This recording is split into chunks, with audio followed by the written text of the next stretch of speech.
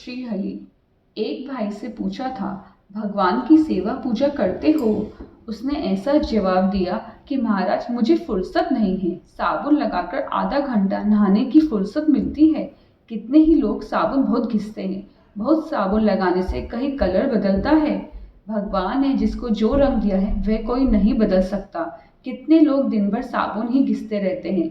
मानव देह की पूजा करता है, देह का श्रृंगार करता है। जीवन विलासी हो गया है, इसलिए भगवान की पूजा गौण हो गई, देह की पूजा मुख्य हो गई। इस प्रकार जीवन भगवत विमुख हुआ है, भक्ति छिन्न भिन्न हुई है। ये हमारे जीवन की ही कथा है। जीवन में पैसा मुख्य हो गया, परमात्मा गौण हो गया। जीवन में काम सुख मुख्य हुआ है, भक्ति गौण हो गई। ज्ञान वैराग्य के साथ भक्ति को पुष्ट करने के लिए आप कोई उपाय बताइए। सनत कुमार जी ने नारद जी को कहा है, इसका उपाय कलयुग में एक ही है, भागवत की कथा करो। कथा में पाप का नाश करने की शक्ति है। कथा मन को शुद्ध करती है। कथा भक्ति प्रेम को बढ़ाती है। ऐसी ये मधुर कथा है। दूध से ही घी उत्पन्न होता है। दूध ना हो तो घी नहीं उत्पन्न हो सकता। वेद दूध के समान है और भागवत घी के समान है। सभी वेदों का सार भागवत है। दो मन दूध है, उससे कोई दीपक नहीं जला सकता है। एक दो पौरुआ घी हो तो घी से दीपक प्रकट हो सकता है। दूध से दीप नहीं प्रकट हो सकता है। घी निकला है दूध से ही। दूध ना हो तो घी नहीं हो सकता है, पर जो काम घी से होता है वे दूध से नहीं हो सकता। सभी वेद दूध के समान हैं। सभी वेदों का सार भागवत शास्त्र है। गंगा किनारे कथा होती है। सनत कुमार नारद जी को लेकर आनंद वन में आए हैं। काशी का दूसरा नाम है आनंद वन। काशी में आनंद स्वरूप श्री विश्वनाथ विराजमान हैं। सानंद मानंद बने वसंतम आनंद कंदम हत पाप वृंदम। आनंद वन में यह कथा हुई है। ये आनंद वन ऐसा दिव्य है कि जहाँ के पशु पक्षी भी वेद को भूल जाते हैं। ऐसी दिव्य भूमि है जिस भूमि के परमाणु में वेद का विनाश करने की शक्ति है। पशु पक्षी जहाँ वेद को भूल जाते हैं, प्रेम से खेलते हैं। यत् समीपस्य जीवनाम वेरम चेतसी न स्थितम। आनंद वन में गंगा किनारे नारद जी के साथ सनत कुमार जी आए हैं। वहाँ कथा होने वाली है। ऐसा जब लोगों ने जाना सुना है, तब बड़े बड़े देव, बड़े बड़े ऋषि बिना निमंत्रण वहाँ आए हैं। बड़े बड़े राजा लोग आए हैं। तीर्थ देव आए हैं।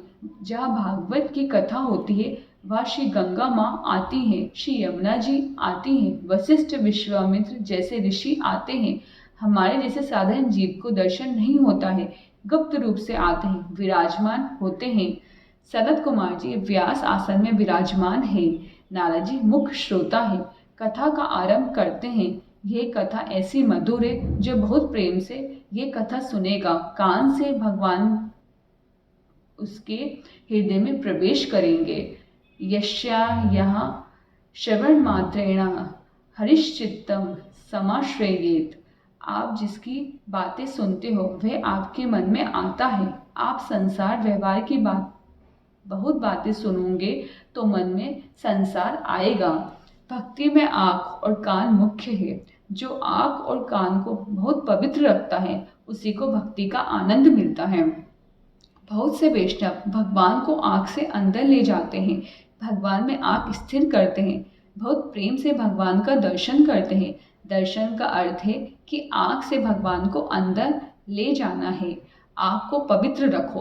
भक्ति में आँख मुख्य है, भक्ति में कान मुख्य है।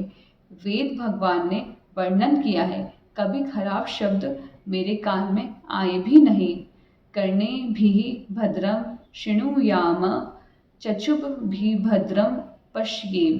कोई खराब चित्र मेरी आँख के आगे आए ही नहीं। शब्द में बहुत शक्ति है। खराब शब्द सुनने से, खराब चित्र देखने से मन बिगड़ता ही है। उस समय आपको भले ही खबर ना पड़े कि मेरा मन बिगड़ा है।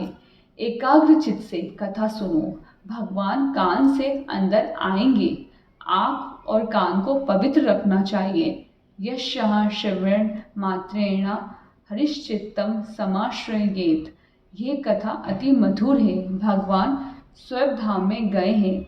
उस समय भगवान ने अपनी दिव्य शक्ति भागवत शास्त्र में रखी है। भागवत शास्त्र श्री कृष्ण भगवान का ही स्वरूप है। भगवान संतों के हृदय में विराजमान है। पंढरपुर में, द्वारका में, श्रीधाम वृंदावन में भगवान आज भी प्रत्यक्ष विराजमान है। भगवान गए नहीं हैं। भगवान जीव की प्रतीक्षा करते हुए खड़े रहते हैं। आप पंढरपुर गए होंगे। पंढरपुर में श्री विट्ठलनाथ जी महाराज का दर्शन है। भगवान का स्वरूप अति सुंदर है, अति कोमल मनोहर स्वरूप है। दर्शन करते समय ऐसा लगता है जैसे भगवान किसी की प्रतीक्षा करते हुए खड़े हैं। ये जीव मेरा है, मेरा जीव मुझे भूल गया है, मेरा जीव स्त्री का हो गया है, पुरुष का हो गया है। जीव जगत का नहीं है, जीव ईश्वर का है। भगवान खड़े हैं, आज भी है। भगवान संतों के हृदय में है। भगवान भागवत में है। भगवान ने अपना दिव्य तेज भागवत में रखा है। भगवान में जो शक्ति है वह शक्ति भागवत में है। संतों ने तो ऐसा वर्णन किया है कि भगवान से भी ज़्यादा शक्ति भागवत में है। जो काम भगवान नहीं कर सकते हैं वह काम भागवत की कथा से होता है। दुर्योधन को भगवान श्री कृष्ण समझाने के लिए गए थे। दुर्योधन को अनेक रीति से समझाया है। दुर्योधन सुधरता नहीं है, भगवान की बात मानता नहीं, जवाब देता है। भगवान भी उसको सुधार नहीं सके। कितने जीव ऐसे होते हैं जिनको भगवान समझाए तो भी नहीं सुधरते। दुर्योधन ने भागवत की कथा सुनी नहीं थी। भगवान की कथा में भगवान के नाम में ऐसी शक्ति है। रावण को रामचंद्र जी का दर्शन हुआ था। राम दर्शन करने पर भी उसकी बुद्धि सुधरी नहीं। रावण युद्ध करता है, आश्चर्य होता है। भगवान के दर्शन करने के बाद उसकी बुद्धि सुधरती नहीं है।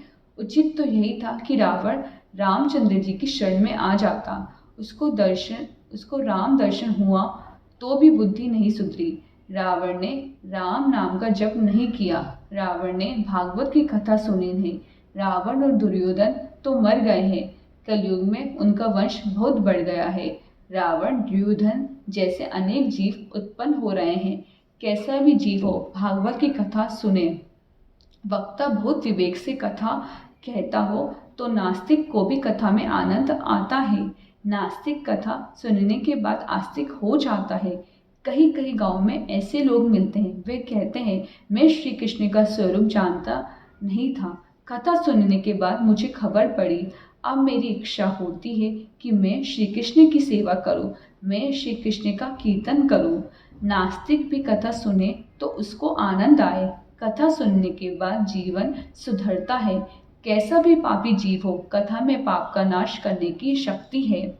नारायण नारायण नारायण नारायण।